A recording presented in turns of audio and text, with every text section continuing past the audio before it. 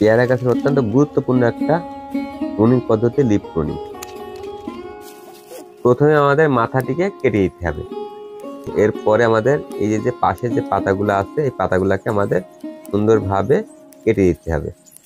আমরা যতটুক নিচের থেকে ডাল চাইবো ঠিক ততটুক নিচের পাতা পর্যন্ত আমাদেরকে কেটে দিতে হবে।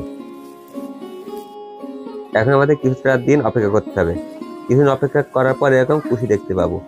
আর কিছুদিনের ভিতরে কুশিগুলো বড় হয়ে এরকম সুন্দর ঝাঁকালো গাছে রূপান্তর হবে।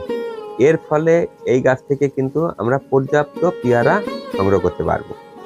পাশাপাশি এই যে আমাদের আরো যে ডালগুলা আছে আপনারা একটু ভালো করে লক্ষ্য করলে দেখতে পাবেন, এই যে ডাল, এই ডালগুলাতে আমরা পাতাগুলা কাটিনি। এর ফলে কিন্তু এই ডাল থেকে বা পাশের ডাল থেকে কোনো ধরনের কুশি বের হয়নি। এই পদ্ধতিতে আপনারা পেয়ারা গাছের ফলনকে বহু গুণ বাড়াতে পারবেন।